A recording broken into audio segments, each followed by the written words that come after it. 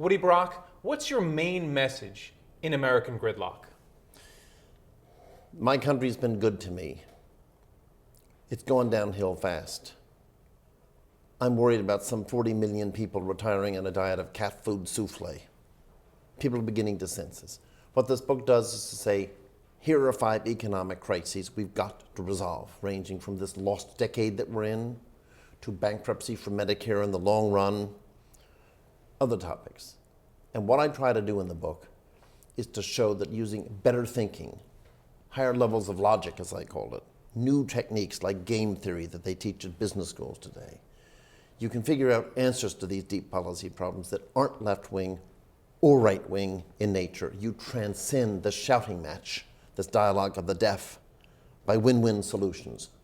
Our politicians have to know they exist, and that in turn helps break the ice. Tell me about this dialogue of the deaf, as you call it. Can you expand on that a little bit? Yes. Turn on the TV, MSNBC, shouting match versus Fox News, left, right. There's no logic.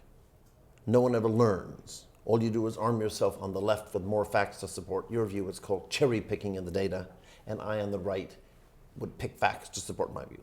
So the listener is basically fed a diet of extreme positions. Everybody out there knows this is ridiculous. It isn't working. Every poll shows that. And the point is, if you can identify win-win solutions that don't require left or right solutions, you make big progress, and we've done that throughout history.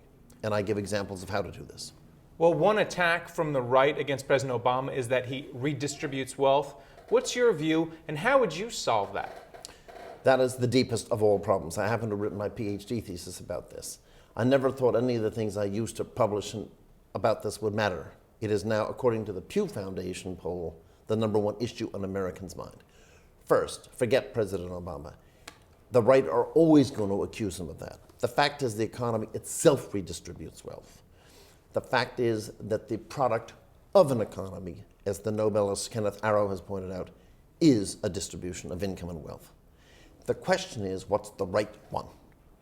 Now, so low is the level of debate on this today that it's either we want to repeal the Bush tax cuts or we don't. The left wing says repeal them. The right wing says keep them. Excuse me, what was good about the world before the Bush tax cuts? Was that the best? No. What about after? Was it the best? No. You've got to think about it from scratch. If you use new work in moral philosophy and in economics that attacks this problem, and this stuff is not taught very much, you find there's 2 main issues in the fairness in the distribution. First, suppose you're MVP of a team. Suppose the system made you take half the pay of someone on the bench. You'd quit. The team wouldn't work, and there'd be no jobs for the players. So everybody knows, to each according to his contribution, makes sense between, say, 8 and 5 when we're at work.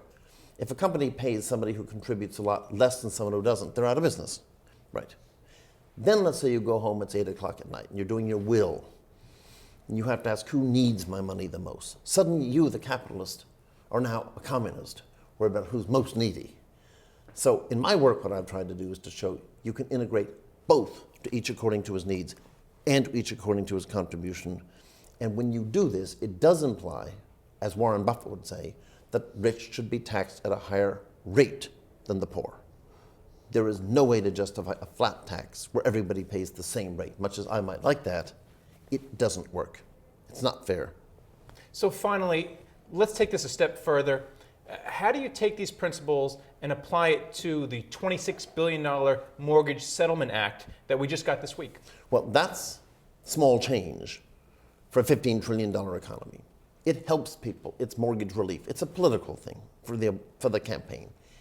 The reality here is, how do you fix a broken economy? And what I've shown in the book, American Gridlock, is basically what this country needs for the next 10 years is a Marshall Plan, a literal Marshall Plan.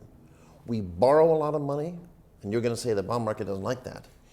We rebuild not bridges and roads, but electrical grids, all kinds of infrastructure.